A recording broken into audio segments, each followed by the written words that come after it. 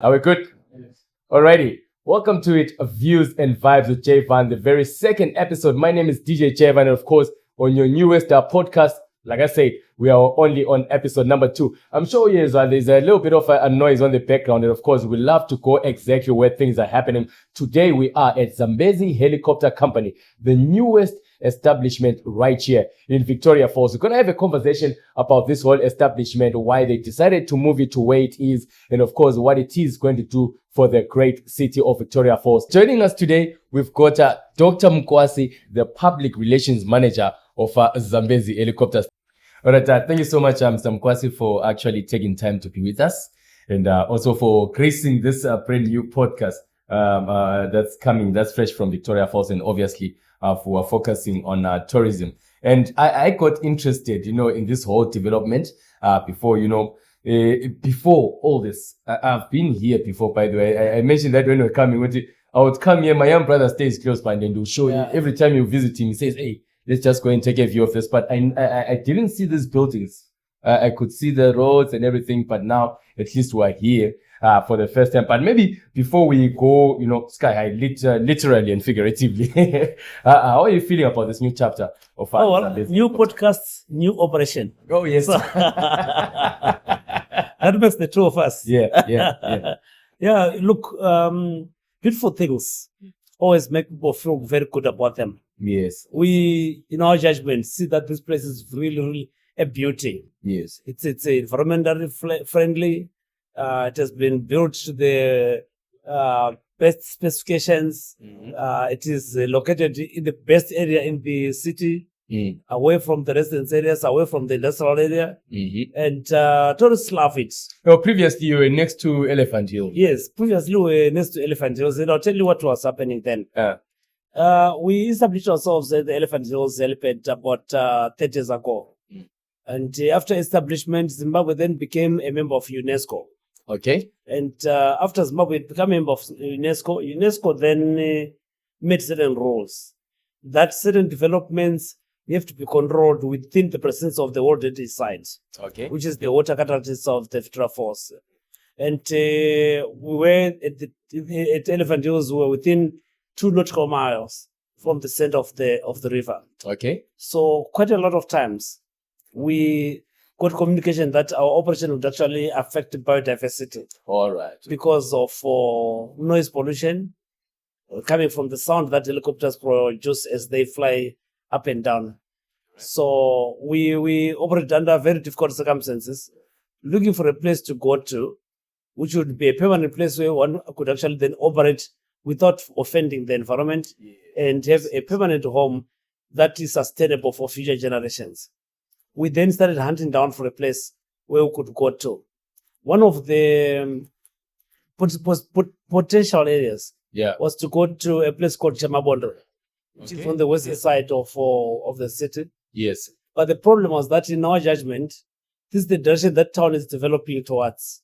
All right. The locations are developing in that direction.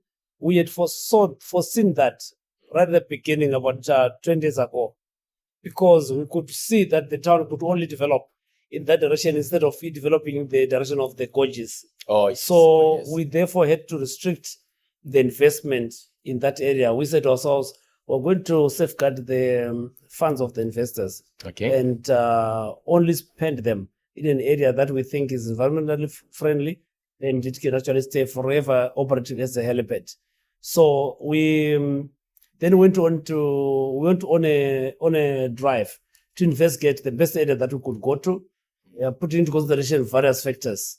And this is one of the places that then we identified among so many other areas that we saw in this city. So in terms of the procedures that then we had to undertake, we firstly saw this place, and when we looked around, we said, wow, this is beautiful. Because when you stand on this land, even before construction occurred, you could actually see the gorges, the meandering gorges of the Batoka. You can see them. You can also see the spray. Yes. The falls.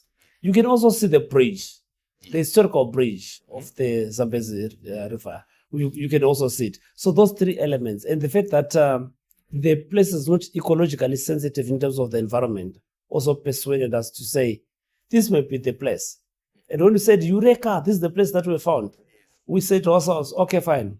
Is it appropriate that we can develop a helipad here? So before we put a cent into buying the place, we had to go to the Civil Aviation Authority of Zimbabwe, who are the authorities in as far as aviation business is concerned. Yes. We took them here and said, this is the place that we've identified. Is this appropriate for anyone to develop a helipad here? And they gave us the thumbs up. Said, yes, this is a good place. You can situate yourselves here. After having gotten that advice from the Civil Aviation Authority, by the way, they don't give advice through word of mouth. They actually write down. Oh, yes. They actually write down. So they wrote down and said, it's a good place, you can invest into it. We then went to council, made an application for the land. Council went through various stages of land allocation, including management committees, council committee, full council, and we got a resolution that we should actually get a piece of land here. We then got the piece of land, we paid for it, we applied for early title so that we could actually raise funds to construct on this place, and we got a title deed. So we have what we call a real right over this piece of land. So this is the journey that we have taken. But this place was so isolated from town and other developments to the extent that it was not a serviceable area. There was no road, there was no electricity, and there was no water. So again, we had to crack ourselves and say, give us some special behind the scenes of how this development came about. Yeah. So because we had a problem, not just for ourselves, but also even for the whole city and for the whole country, that UNESCO were threatening to delist the falls if we remained near Elephant Hills. Everybody was geared towards finding a solution where we could actually situate a helipad of our kind in order for us to reduce the risk of the falls being delisted.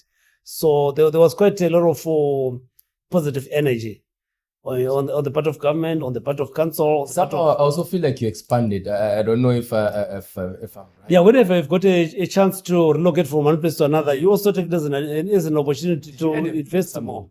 Did we? Did you add a bed? Oh, yeah, not one. Oh. Yeah, we added a few. Because I noticed, I've seen the operations from that side, but when we came here, I'm like, no, yeah, so in terms of operational expansion, we have not only added beds in as far as those that fly here for the flight of angels, but we've also added even our scope of operation in that we also now do quite a lot of charters. We can do charters throughout the country. All right. We also can do charters to outside Zim if we are hired to go outside Zimbabwe. All right. And our big goal is that this place can actually become an international border. Okay. Where another person with a helicopter can fly from Zambia and come here. Zimura and immigration can then clear them. It's still just a dream. Okay. But it is actually a very good dream. I feel the establishment equipped enough. You can give them an office somewhere. Yeah. In terms of infrastructure, we are very well prepared for that kind of an eventuality. We're going to follow the protocols and the formalities of making an application so that if in the wisdom of government, they think that it is a good idea for this place to become an airport of entry, they will then gazette as such. And the systems will be put in place for the place then to also work it as a port of entry, in addition to it being a place where people enjoy flying above the falls on the Zimbabwean side, on the Zambian side. And yes, but to answer your question directly, you have added beds. Remember when we went to COVID, when we were hit by COVID, we actually sold a helicopter. Okay. And things really were not looking good at the time. We did not even know how we were going to get out of that pandemic. Yes. We had to sell our helicopter to cover up for some other things. Because with helicopters, there are certain parts that expire not because of use then, but because of the lapse of time. So you really have to continue replacing certain components even if you're not flying the helicopter. And also the issues to do with insurance and so many other things that you have to continue servicing even if your machines are not flying. So we had to find funds to maintain the operation during the pandemic. And we went out of the pandemic stronger and fitter with a broader vision. And that's what led us to buy a few extra machines, both for this local operation here, because our footprint is also growing. Yes. Remember, during COVID, I said, after COVID, there's going to be revenge travel. People are going to say, We weren't traveling for the past 2 years. So now We are going to revenge. yeah. And we are seeing the revenge travel concept happening now. People are coming, and we are a command that has got probably the largest footprint on helicopter sales throughout the world. We are not even comparable to companies that operate maybe in South Africa Yeah. or elsewhere. We've actually mastered the art of marketing, and the brand has grown. We are very much preferred, not simply because of our brand as a company, but also because of our situation. The situation of us being here in Victoria Falls, Yes. one of the 7 natural wonders of the world. Yes. Of those 7 natural wonders of the world, this is the only one found in Africa. Yes. I know most people then say, how about the Egyptian pyramids? They are not a natural wonder. They are man-made. They are man-made wonders. So It's a fact. it is a fact. So our being in Victoria Falls is an added advantage. Yes. The Victoria Falls are a self-marketing destination. It is a self-marketing, how do you call it, a museum? Yeah. Yeah. What do you call it? We call it A wonder. a heritage. Heritage. We call it a heritage, a world heritage, which is self-marketing. Because we're listed on the UNESCO website. We actually a place that most tourists who want to visit the world, they go to there and check on what we offer and say, we are choosing Victoria Falls Yes. as a place to visit. So, because of our proximity to the falls, we are a very well-preferred activity. And it is also an activity that does not discriminate between ages. Yes. Because even young children can fly, older people can fly, middle age can fly, anybody can fly. You also can fly anyone, any person of whatever condition. But sometimes it's about the visuals, what you see. Sometimes it's about the ambience. Sometimes it's about the feeling you have as you fly above the falls. So the helicopter flights are actually, I think, the most preferred activity here in Victoria Falls after the cruises. Now, I want to come to a local market. Yes. Has the local market shown interest, say, even recently, when it comes to helicopter flights? Yeah, quite a lot. But what you have to understand is that the local market is not an all year round kind of market. Oh, yes. Most Zimbabweans, by local, I'm sure you mean Zimbabweans. Yes. Most Zimbabweans want to travel on major holidays. For our country, mainly, they look at Christian holidays. Yes. You look at Christmas, you get Easter. Those are the main holidays during which they travel. Yes. Of late, we also are seeing that they also travel on political holidays, like the Heroes holidays, the Independence holidays. We are seeing Zimbabweans also traveling during those times. And because of accessibility of Victoria Falls, we now have quite a lot of aircraft flying into Victoria Falls from Harare, from Bulawayo. People connect into Bulawayo, people connect into Harare, then they fly into Victoria Falls. So we are seeing a surge in the uptake by the local market. But also, you also have to know that tourism is considered leisure by a lot of Zimbabweans. It's not really considered like a need. Yes. But from my standpoint, tourism is actually a need. It improves your health. It improves your focus even on duty. It improves even your own production when you go back to your own companies to do work. So most people who come through here either come with their relatives who have come from the diaspora, or instead of going to the rural areas to say, let's go Ekaya, they now come here to enjoy themselves in a relaxed condition, in a relaxed environment. And the helicopter has actually been added to the shopping basket in the tourism industry by the local market. I'm sure that when the road rehabilitation is completed between Bulawayo and Falls, yes, when that rehabilitation is completed, we're even going to have even more and more people flocking down to Victoria Falls. But it's more like if the road is really completely fixed. It's a day travel. You come here. It goes back, it was like 5 to 6 hours then, you are here. Yeah. Then the next day you go back. But of course, at the moment, the road is being serviced by buses.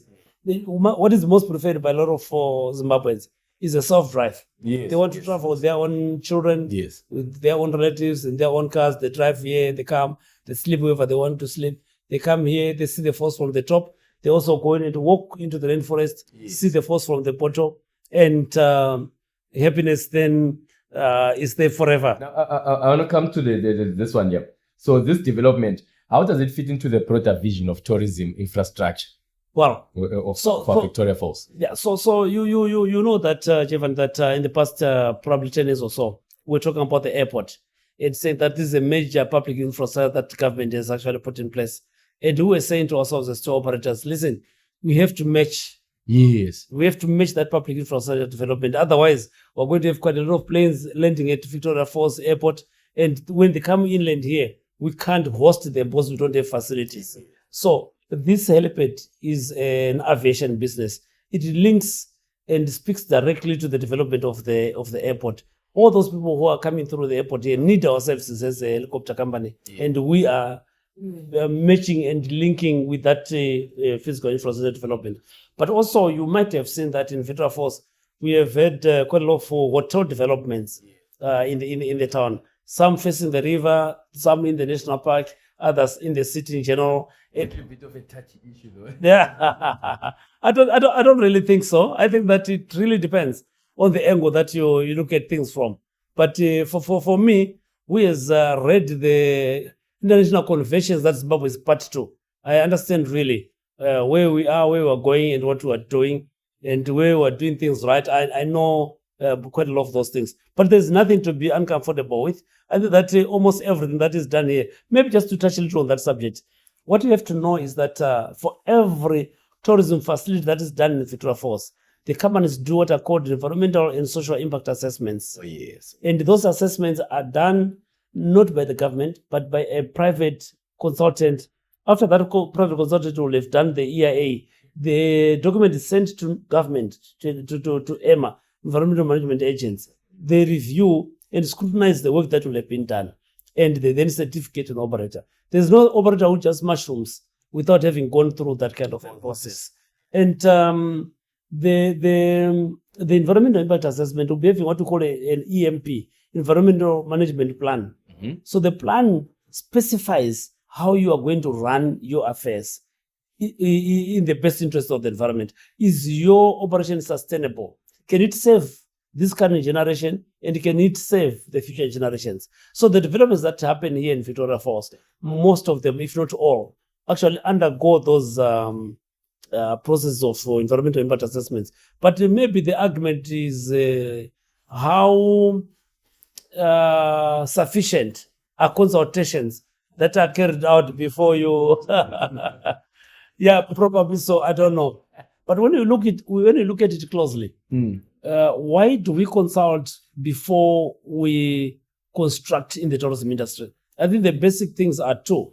Firstly, it's a human rights issue, because our own constitution, Zimbabwe Constitution, Section 73, gives people environmental human rights.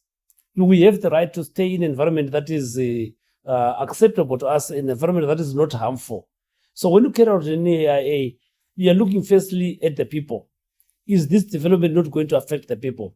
So that is the first main thing, which is the chapter 4 of the Constitution. Then the second main thing is that you are saying, am I not affecting the environment negatively to the extent that the future generations will not find it there?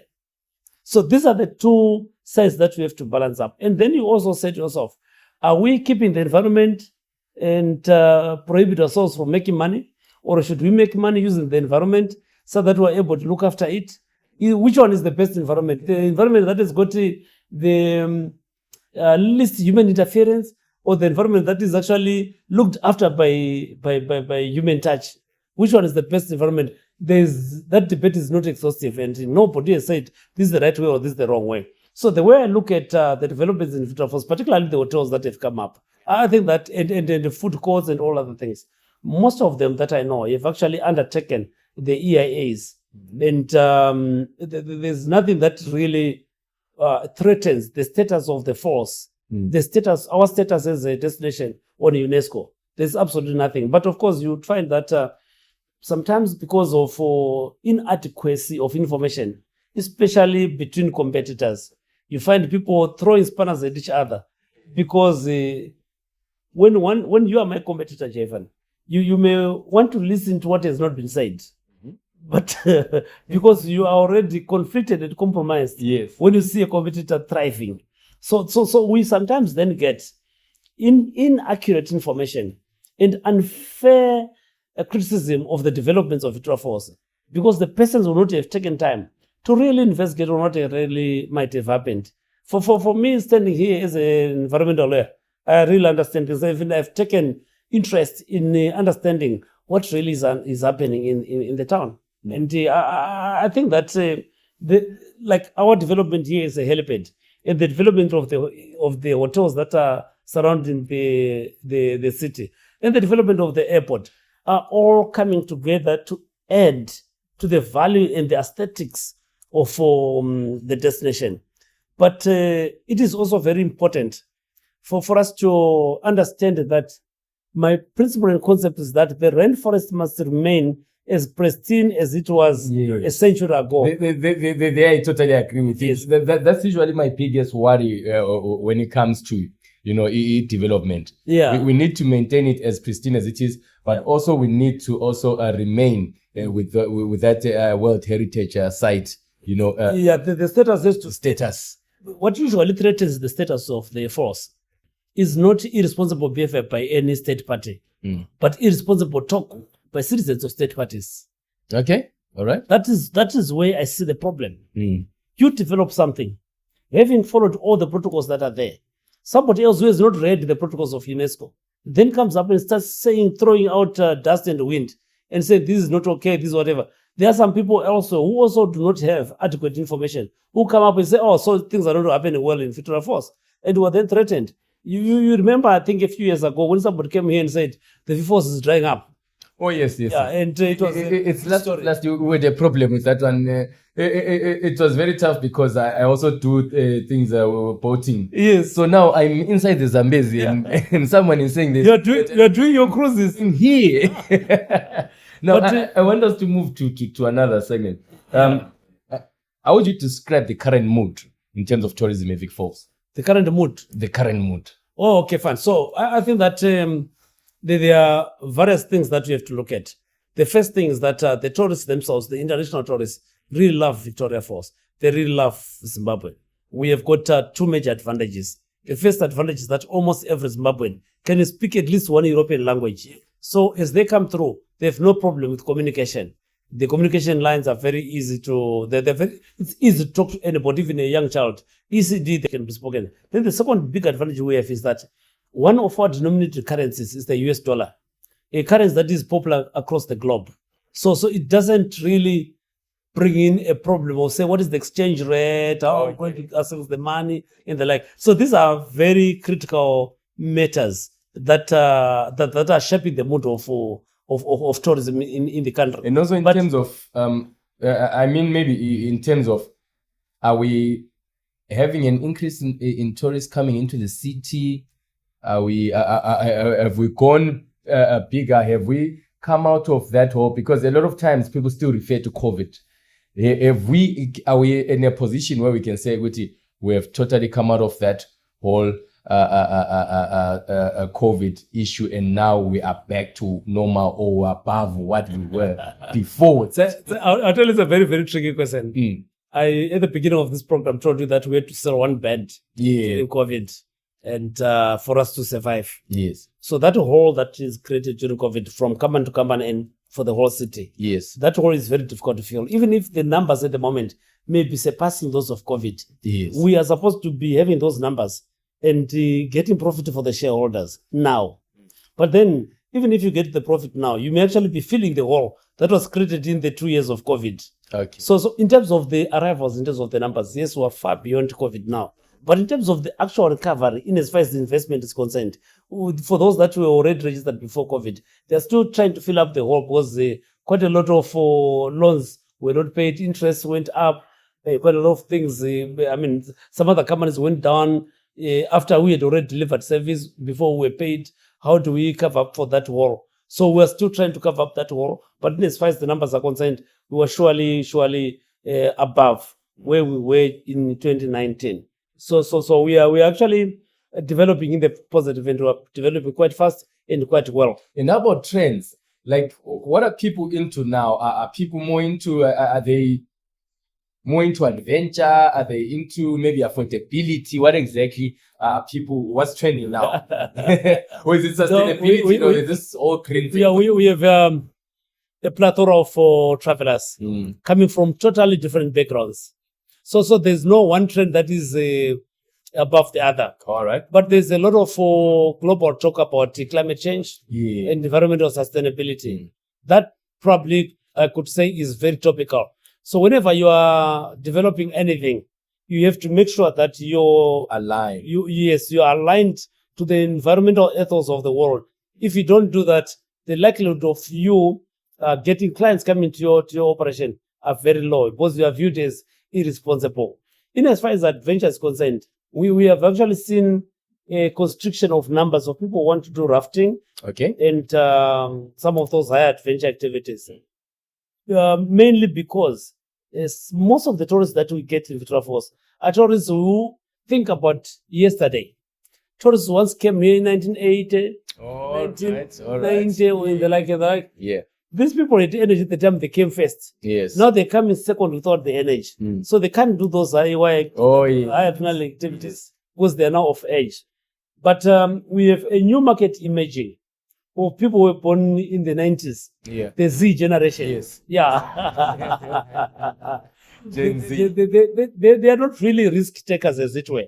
Okay. But they are high spenders. They like spending. They like pictures. They like they are modern in terms of the way they want to do their things. All right. If they go for rafting, they are going there because they want the images. Yeah. They want to feed the internet. That's what we're doing. These days we're doing it for the gram. Yeah, we're doing it for exactly. TikTok. Now, and also maybe just to wrap it up. Yeah. Zimbabwe has actually come up with a new concept of food tourism. Okay. Which we are calling, I'll tell you the name when I remember it, but it's really about food. Gastronomy, yes. We are calling it gastronomy in Zimbabwe. It's about food. So that is really, really trending at the moment in this city. All right. We find quite a lot of tourists who say, we want to do township tours. We want to, but by township tours, they don't mean to say they want to go and see houses and take pictures. No, they want to go in and experience the life of the African, ethnographic experience of the life of the African. To say, what do you eat? How do you eat it? How do you prepare it? Where are you getting your inputs from? That natural organic food that we feed on here as Africans, they like it and they like it more. That is trending. All the new people are going into the locations out there. Some are going to the rural areas, not only to see our traditions, our spirituality, our rituals, but also experience our food. And I think that if we speak about this louder, I foresee a situation where there's going to be a seriously marked change as far as dietary issues are concerned. Because our foods do not have quite a lot of fat. We didn't have to have kwashoka or beef. Yeah. We didn't have all those things when we were eating those traditional foods. And speaking of that, I'm actually liking it in terms of, it's not even in terms of tourism, but in general, it seems people are now trying to go back to the food. For some reason, when we were growing up, we wanted the spaghetti. Then all of a sudden, everyone is like, no, I think I need my brown salsa now. Probably it is because of the development of science. We now know the nutritional value of the African foods, and hence the concept of gastronomy. And it's a concept that is really, really being taken aboard by most tourists. You remember about 10 years ago, before you would market to the Eastern Asian countries like China, you'd go there and order their food first, because when they come here, they would say, we want Chinese food. But it's no longer like that. They can come without you having ordered Chinese food. They'll eat our food because they've learned how that food is eaten, how that food is prepared. They know the nutritional value of that food, and they're liking it. So it is really trending, not only in what side, not only in the global north, but also even in the global south. And I'm sure that we're actually packaging culture for South as Zimbabweans in as far as food is concerned. All right. Yeah. Now I want to talk about marketing. How best or how do you think companies in tourism can work together to actually market the destination, boost the image? Yeah. In the first instance, what we do is that we don't go out there as single companies. We go out there to market the brand Zimbabwe. Yes. We forget about our competitive differences when we go out. When we go for conferences, we go out there and market ourselves as Zimbabwe. We go out there to market ourselves as Victoria Falls. Only when people come here when we then say there's crews, there's helicopters, there's this, there's that. But when we're out there, we've got a united front, we've got a united face in as far as marketing is concerned. So I think that marketing, in as far as private companies are concerned, there's need for continued collaboration amongst the operators themselves. There's also need for collaboration with government agents, various government agents. We know the product that we sell. The government also knows the footprint of the whole country. There are certain things that we do not know. Like this year, Zangana was in Mtare. Yes. And the other year it was in the Midlands, the other year it was in Blawayo, and all the kind of things. Those kind of devolved activities on the tourism industry actually help us have a perspective of what each region is offering as far as tourism is concerned. Now, when we go out there and say we're actually marketing destination in Zimbabwe, we are well understood because we have an idea of what we talk about when we talk about the Eastern Highlands. What we talk about when we talk about Matopo.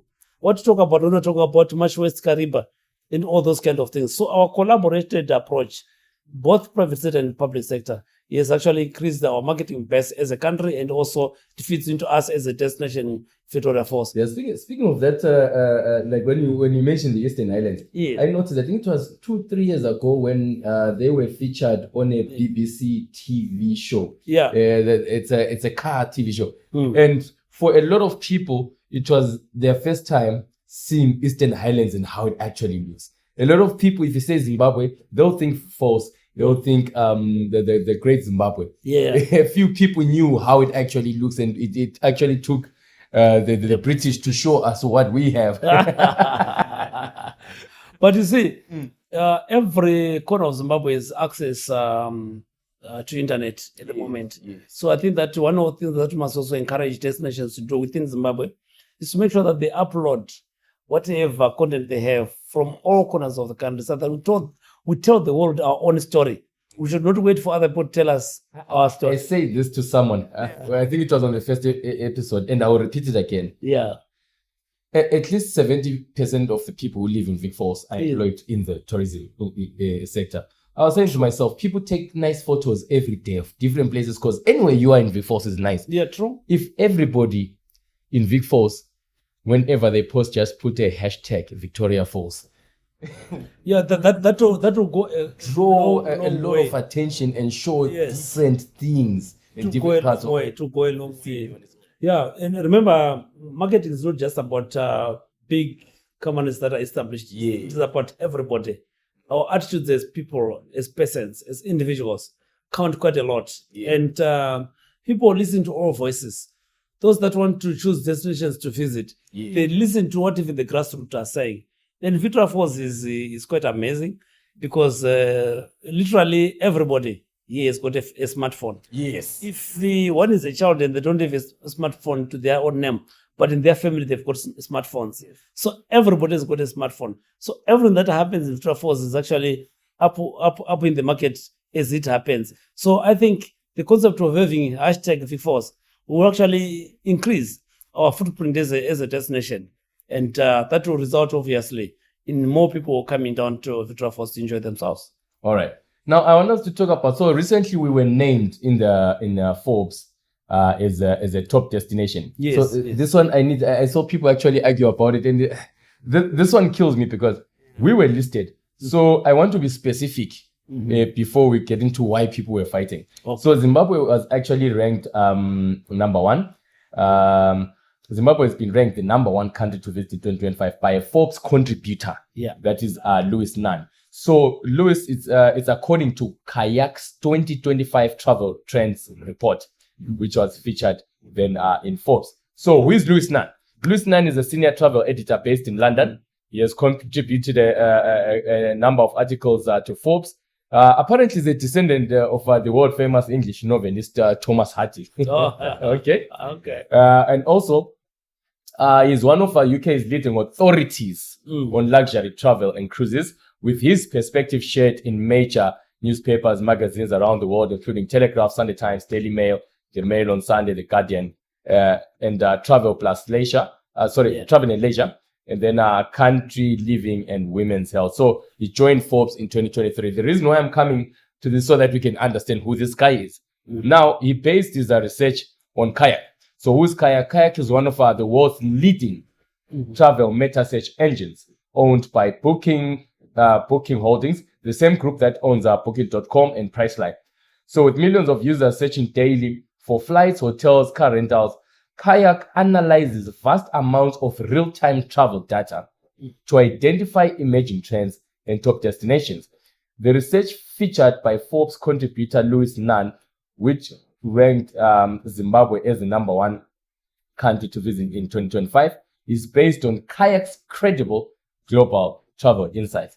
The reason why I'm bringing this in, I like the sound of it. Yes. So when if Louis Nunn is using Kayak, he's using real-time things according to the trends in terms of people are searching. So this is not his opinion. Yeah, it's scientific, based on Kayak. Now the reason why I'm bringing this was so that we can understand who Louis Nunn is, and also so we can understand the credibility of Kayak. The funniest of things I came across on social media is that in this, I think the top 10 list. Yes. In this list, Zimbabwe is put at the top. And the people who were arguing about it were Zimbabweans to say, no, it's not a Forbes list.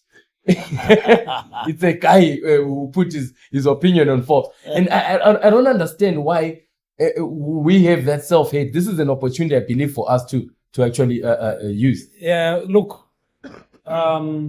Zimbabwe is a country with an 87 to 97% literacy rate. Yes. And most noisemakers are the fewest in this country. Right. So we should not take ourselves onto that boat and say we're self-hating. There's just a few individuals, because everyone can write, everyone can read. And some do so the opposite, but so that they just strike a difference. So they are read differently. Because if you say, oh yes, I'm celebrating it, then probably no one will then talk about you. Yeah. You think I'm done with my contribution. But if you say this is not true, so many people then flock. So they are not credible themselves. Those that are saying this is not a Forbes listing. Yes. Zimbabwe is a self-speaking beauty of the world. And I like it that he was actually using statistics of real-time traveling. Because he's already even respected for his opinion. Yes. This is the guy who actually even went to just enjoy that 4 seasons, I believe it's 7,500 a night, to give his opinion. But this time around, he actually used statistics. Yeah. So I know that we mustn't worry about it, because at law we say res ipsa loquita, meaning to say facts speak for themselves. Okay. Facts speak for themselves. The numbers that are coming to Zimbabwe, you must also know that other than our beauty as a country, we're also a very stable country as far as peace is concerned. Yeah. So people actually choose to come here because we're a very, very peaceful nation. And tourism is very close to diplomacy. Because of the engagement and re-engagement issues that the government has been trying to pursue. People sometimes listen to their own governments, and insurance companies that insure tourists who travel also listen to their governments, because some governments actually shareholders in their various national insurances. Okay. So when the Zimbabwean government says we are talking to the UK insurers, they warm up to the show and say, okay, fine. So if our government is talking to the government of Zimbabwe, it means we can insure people going to Zimbabwe. They then insure them and they come. So it's a whole chain of conversation that leads to people preferring coming to our country. Yeah. So don't take it as a political statement when we say engagement and re-engagement. It is actually a business call. It is a diplomatic call that then will result in the increase of people coming down to our own country. I'll give you the example of people coming from the eastern side, Japanese, Chinese, and the like. If their governments give a travel warning or anything of that sort, they don't come. Don't come. Yes. So the actions of government also result in the action of the private citizens. Mm-hmm. So the number of people who are coming to Zimbabwe in 2025 is a reflection of the social capital that the engagement plans are yielding towards our country as a destination. So yes, people might have a different opinion and say this is not a Forbes listing, but look, it is credible, it is authentic, it was done on the basis of statistics, and I have no doubt whatsoever. It is a list that is on Forbes. Yeah. So it is. Now, I want us to look at things maybe from a legal lens as a lawyer. Yes. What stands out for you? There's this tourism bill. I believe it's been trending. But for you specifically, what stands out for you? When it comes to this tourism bill 2025. Okay, fine. So what I've seen is that remember the Tourism Act. Yes. Was put in place around about 1995. So 95 to now, we're talking of 30 years. So it had really aged. So certain things now have to really be spruced up so that they speak to the current environment and to the future generations. Because we've spoken about Zimbabwe being a preferred destination by so many people, we have to maintain a certain standard. That then does not upset the trajectory that we have already taken. So this bill is talking about licensing, for example. It is saying if you are booking accommodation, for example, you need to be licensed by the Zimbabwe Tourism Authority. Because the government may not know who exactly is booking people and putting them where. Otherwise, if that area remains ungoverned, we don't know where people will be put. We don't know whether or not some people will defraud the tourists. So let us be transparent as a people and ensure that whatever you are doing it because they've got the authority to do it. And it is also creating maybe the tourism fund. It is actually reinforcing the powers of the Zimbabwe Tourism Authority. Yes. And reconfirming and affirming that they are the marketing wing of government when it comes to tourism, which thing is what we want. It is also giving and clarifying the powers of hotel creating, accommodation creating, to say how do you get a star, when do you get it, what is the procedure of applying. It is clarifying how a tour operator can get to where they want to get to. If you want to be a 5-star, if you want to be a 7-star, how do you get there? In the 1995 Act, the procedures were a bit hazy. They're not very clear, unlike what the bill is now proposing. Of course, the bill is also other things that we think might need further looking by Parliament. But in the overall, I think that is a... I've got one. I feel like ZTA won't be as independent. I feel like the minister will be having maybe too much oversight. Yes. No, but... there was somewhere I was reading. Yeah. And I noticed it looks like, especially in terms of funding, yes. if the minister is controlling the funding, then the minister is already... So I feel like... No, I think we have to understand the bill well. In the current act, there's no the ZTA. The tourism fund is there in the current act. It is it holds the funds that are controlled by ministry still. Now what the minister has done is to say this money that is supposed to be used by the Zimbabwe Tourism Authority should not only be controlled by the minister, but the industry players must also have a role to play. So there's now a fund council consisting of tour operators and government people who come together and say, with this budget that has been approved for the ZTA to use the money, are we happy with how this money must be dispersed? Are we happy with the priorities that ZTA must actually have? It has not been there. The minister was dealing with the funds directly with the ZTA. But now there's a council that now helps the minister and ZTA to administer the funds. It is actually increasing transparency. Because we were saying as operators, we're paying this money, there's no benefit that we're seeing in the back. We don't even know how it's used. We don't know their priorities and all the kind of things. But this council now, it is a body that that includes tour operators in it. And those tour operators will actually be part of the decision-making persons in as far as the money is concerned. And also, mind you, the Zimbabwe Tourism Authority is a parastatal. Yes. What it means is it is a government wing. So it cannot talk about independence and lack of control because the minister is overacting. Because they are a baby of the minister. They are like an underage child of the minister. So your underage child cannot say, you are controlling me too much because you check on me when I'm asleep in my bedroom. No.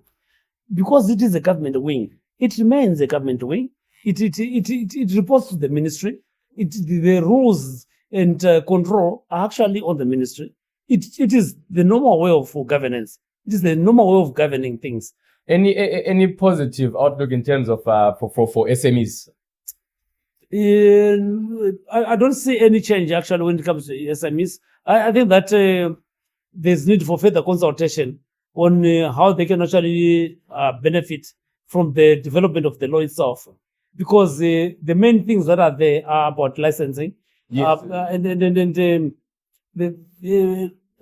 I think that also the standards that are put therein are sort of they're now more than what has been happening before. I'll give you an example of Victoria Falls. I may want to turn my house into a tourism facility. Yes, there's that one. Yes, but then what this bill is saying is that if you want to build a house and eventually turn it into a tourism facility, you must send your plans to the ministry, for the ministry to say yes, this plan is okay. Okay. But then the problem is, do you firstly send it to the ministry, or do you firstly send to council, or do you send to both? Is this not increasing the cost? Is it not increasing the turnaround time? It is now longer. And is this not so cumbersome that it becomes very difficult to the extent that people will then just not comply and go on and do whatever they want? And we know that people who want to turn their houses into tourism facilities are people of low income. They are basically SMEs. Yes. And then I think that there's need for us to really have a real look at that, so that will make things easier. And I think also the bill must address the issue of multiple licensing. Yes. Yeah. That one. If you look at the EMA Act, for example, the Environment Management Act, it says it supersedes all other acts in as far as the environment is concerned. I think the Tourism Bureau, when it becomes act, it must also have a clause that says it supersedes all other acts when it comes to tourism, so that it becomes the licensing authority in the tourism sector.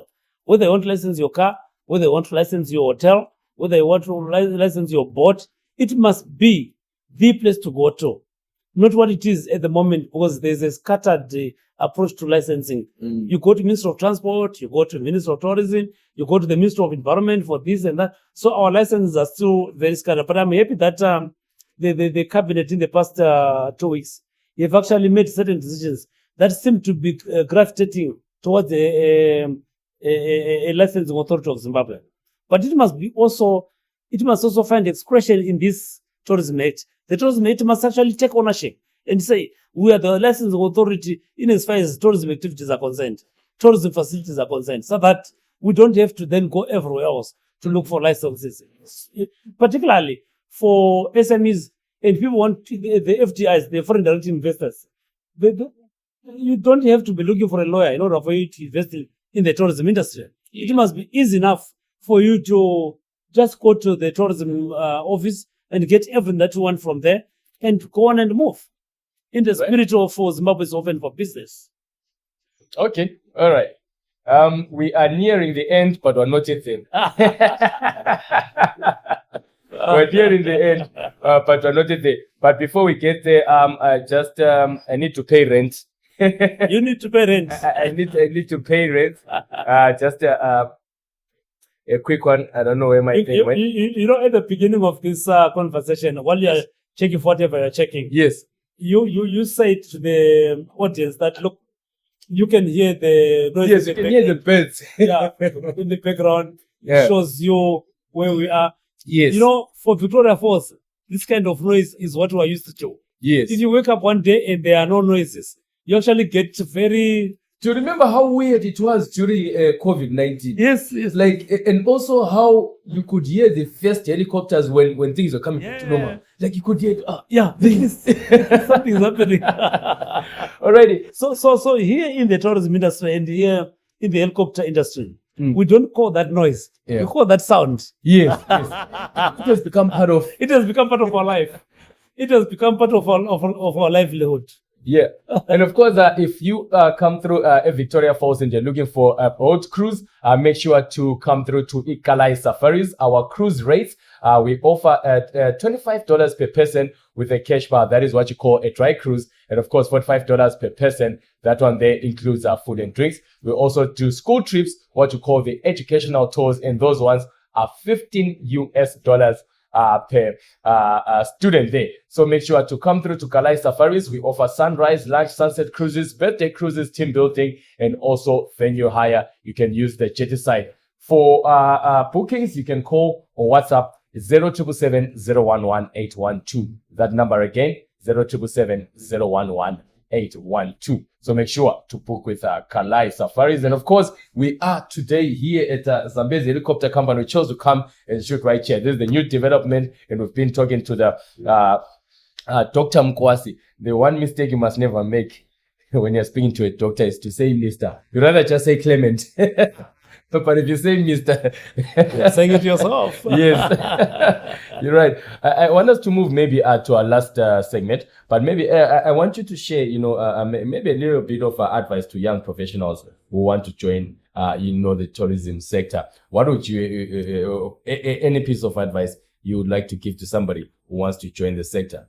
This tourism sector is for basically every level of income. You have a high investment where you may need to put in millions of dollars to start a business, but you also have low investment opportunities where you don't really need to have a lot of money for you to start something. For really young people, your skill is your highest investment. Your human skills, person-to-person skills. You can actually come into the tourism sector and just be an agent. Yes. Talk to people, book whatever company you want to book, and get your commission. You don't have a cent, but you've got the human skill to talk to somebody, convince people to book an activity, and get your money from there. You can also, instead of forming burial societies every other time, form business societies where you put money together. It was alone. Burial societies only. Was our parents, our ancestors used to do the burial societies. We need business societies. We need business societies where you are probably 10. I'm telling you, for Zimbabwe, there's nobody who spends a week or two without having used their phone, maybe for $1 or $2. So if you're young people who are parting business people, put your money together. By the end of the year, probably you've got 10,000, you've got whatever money you have. Go buy yourself a vehicle, a transfer vehicle. You start transferring tourists from the airport to here.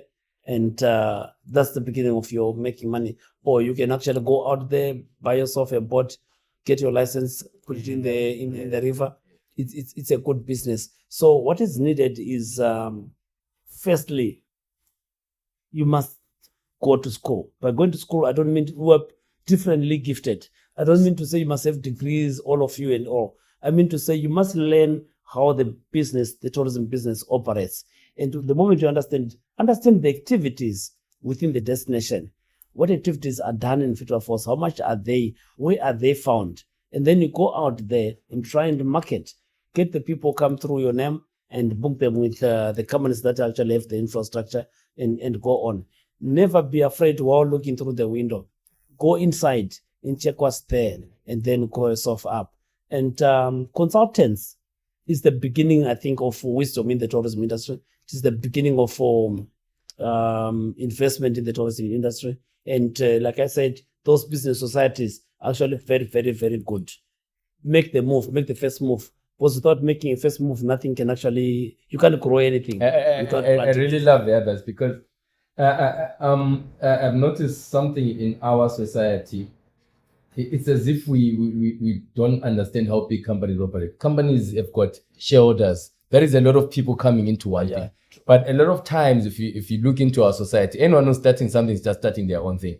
I buy my own car, I have my taxi company. We're not thinking maybe let's do pass me and this guy and this guy. Yeah, it's a misnomer amongst our people, probably because of limited exposure. But when we go out there, talk to those that are already in business and understand how they started. Most of them actually started alone, but times have changed. Yes. We cannot continue trying to do things that were being done in the 1980s. Yeah. People of your ages must come together. People of my ages must come together and build each other. build one empire together. You don't need to like a person in order to work with them. They must have what you want. Yes. You have $10, I have $10. Let's put it together. Even if we don't really like each other. But our monies will never dislike each other. As long as we've got one vision, let's put that vision into life. Let's breathe life into it. Put the money together and see what you want to buy. These days, cars are even very cheap. Transfer vehicles. This is an export market. Victoria Falls is an export market. Even if we were to de-dollarize Zimbabwe, you know that Victoria Falls is an export market. We're going to continue exporting and getting the foreign currency into the country. Yes. And this country needs foreign currency. Needs foreign currency. Yes. So you can also put yourself in the chain of supply chain. With whatever if you want to buy chickens, buy chickens and do eggs, do the meat, do this and that. Be in that. Yes, you can supply the hotels and the like. It's a supply chain. Victoria Falls is a very hot place, but we've got a lot of underground water. You can go out there, dig yourself a borehole, let it be certified, start bottling the water. It's very easy and cheaper to do that. You can do veggies here, because most veggies are coming from outside Matebele North. They're coming from Zambia. Yeah, you see, veggies are coming from Zambia, from across the country when we are all here. And surprisingly, we then go and buy those veggies. But we have got even yards in our own homesteads where we stay. In the outskirts of Victoria Falls here, in the immediate rural areas, people have got vast pieces of land. Why are we not doing the veggies there? Sell them back here in town. Nobody can give you free money. Yes, there is space for everybody, and nobody. In how you know Yes, your talent, use gifts. And no one will come and give you money for nothing. Yes, for doing absolutely nothing. No one can give you anything. So do the minimum, and that grow that minimum. But there is indeed space for everyone, big or small. Now I want to find just pick your brain on this one. If you had the power to maybe make a policy, change a policy, or make a policy or a business change today, that would transform tourism. That would transform tourism. Your policy. Yeah, I want to tell you that countries are run not on a revolutionary basis. Yes. Where you want to change things suddenly. Yes. But on an evolutionary basis, where you change things in a fashionable, predictable way without upsetting that which is there already. I will not do anything that is radical. That is just a quick change like this. But I will do things that are additional. Things that whose next 10 you can predict. You want predictability in the industry. But one thing for sure is that I wouldn't want to de-dollarize for a destination like VForce. I want it to remain as a dollar-based economy. We already have a VFX here. The Victoria Falls Stock Exchange is completely US dollar based. So you want this city to remain as a dollar city. That I think would maintain. I will not go for sudden changes for immediate, because the problem with immediate changes is that it upsets certain things that you may not see as important at the moment. But the moment you change them, that's when you will see the importance. But coming to the SMEs, I think that a lot of big companies are doing what I call vertical forward integration. You find somebody has got a hotel, they've got helicopters like ourselves, they've got the buses to transfer their clients, they've got the curios that they're selling, they've got clothing shops, they've got everything going all the way up there. I think that some of the non-core activities must actually be left out for indigenous people. For example, I don't think that it is fair for a big company to be selling curios. I wanted to mention that particular one. I also think that current issue right now, if you go to the locations there, people are not happy about it. Because the big companies are taking everything. In the early 90s, one of the reasons why everyone was reaching before was because everyone, the taxi will carry tourists from the airport coming here. And two companies then started bringing in buses. They now carry their own people. They market for their people out there. They carry their people in their own buses. They take them to their hotels. They feed them. They do everything with them. So they now everyone has to get employed. Yes, now everyone has to be employed. Whereas it was not the case in their go. So one of the things that I probably might need to have a relook at is the issue of reconfiguring the boundaries of you must choose what you want to do. Yes. If you want to go into hotels, go into hotels. Yeah. Let someone else bring the client. Yeah. Let the taxi drivers make the money Yeah. by bringing the clients. I think those are some of the small things that we mentioned. But critically, I think that the issues to do with the environment have to be taken quite seriously. Yes. And Victoria Falls being a place known for its naturalness and for its keeping of the environment, I think that has to be considered in a very, very serious way. I think that to some extent, people must work for free towards the maintenance of the environment. We know we've got Pristine Victoria Falls that is trying to clean the city. Yes. But I think I'm going to have them on the podcast soon. Okay. I have to look for them. They're doing a very brilliant job. But that job can only remain brilliant if there's societal buy-in, the community buy-in. Yeah. But how does the community buy-in? Sometimes through persuasion, but sometimes through compulsion. If I were to change anything, I would say for the environment, let us force each other to do the right things. Yeah, let us force each other. For the environment, there's no way out. Now, to our very, very final segment, I'm just going to give you some quick fire questions. Yes. Then you just reply them as quickly as possible. Without thinking. Yes. What's your favorite time of the day to see the Victoria Falls? Favorite time of the day? Yes. I usually prefer it mid-morning if it's not winter. All right. Yeah. Mid-morning. My other alternative time is towards day end. It's hot here.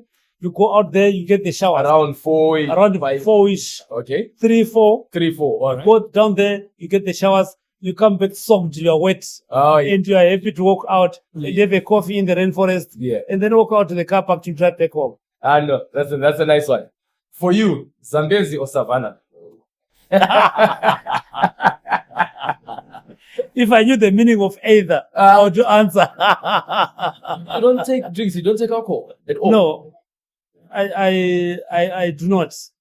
And it's a personal choice I made. Not to take alcohol. Did you once, or it was just... I'm not a retired drinker. But I don't mind watching other people drink. Okay. I've seen that with tourists, they prefer the Zambezi more because of the connection it has with the river. Yes. But with the Savannah, as a tour operator, I've seen that being taken more by ladies than by men. Yes. So, if I were a drinker, I would take that which is taken more by the men than by the ladies. But, however, I do not drink.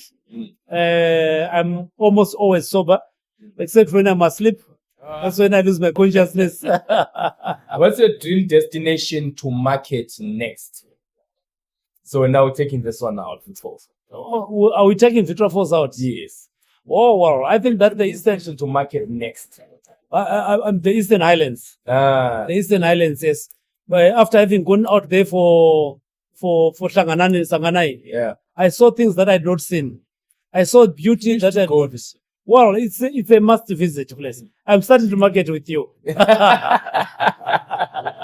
Once saw that place in your head when a helicopter lifts off.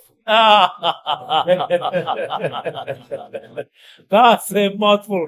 That's a good one. I'm sure people. Do you ever come across people who get scared when they fly? When it's time to fly? I think 70% of adults are afraid of flying. And quite a lot have never flown in a helicopter. Most have flown in fixed wings. Oh, yeah. So the tourists that come here will have flown in fixed wings. So quite a lot are not very sure about helicopters. So most adults are afraid. And then some Zimbabweans get nauseated when they fly. Oh, so you then give them a bag. Oh, so there'll be bags in there. There'll be bags in there. All right. So you don't mess yourself up. You still come out with your distance. Okay. No problem. But we have seen a lot of behavior towards flying. Some end up not flying. Okay. Yeah. They think twice, thrice. And then they say, no, I'm not taking it. But done all those, your bridge things. I'm scared of heights, but I eventually do the things. Well, you're afraid of heights, not depths. Because those that are afraid of heights are afraid of tall buildings, not the going down. I'm scared of depths. But I eventually do the things. I got you. But every time, every time I have to do something, I'll get to the edge. I have someone else to talk me into it for like 10 minutes. Yeah, you know what? Our bridge activities, a different experience every time you do them. It's never the same. Yeah. You did it last week, you do it today. It's not different. It's not, yeah. Yeah, so the experience is never the same. Same as even the flight of angels, the helicopters. Yeah. The experience is never the same. The aura, the ambience, the visuals, everything that you see, it's never the same. You can't say, I'm used to it, so I'm now okay. Yeah. You get it. You get it different. So that one song? Any song? Okay, that song. That plays in your head with in my head when the helicopter singing. Yeah. Well, tell you what, all I hear is the sound of the helicopter, not the real song. Yeah. And Not then the real song. final question. Yeah. Legal jargon that you'd love to ban forever. Legal jargon that I don't want. Yes. I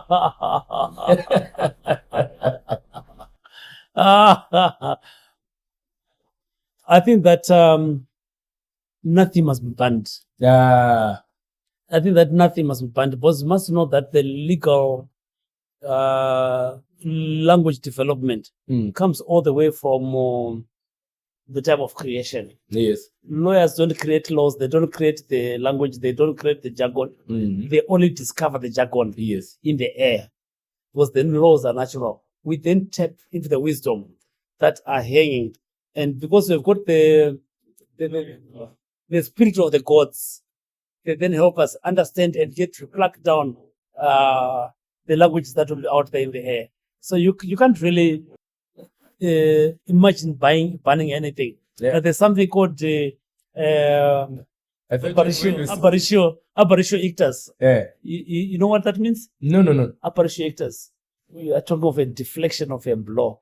I want to blow here and then it is deflected. Then you say, I'm just finding myself for hitting that one because I didn't intend to hit that one. I intend to hit this one, but I missed the blow. Aparitio ictus.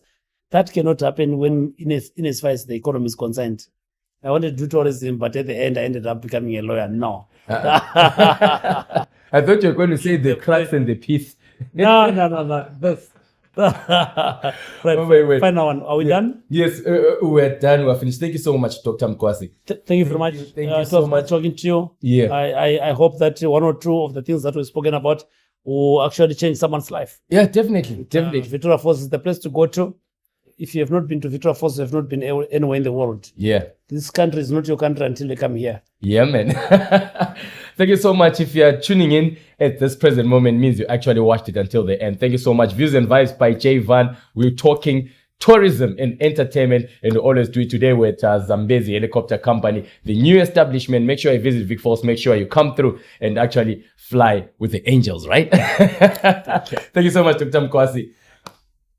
Tune in. Till next time. Bye. Ayoba.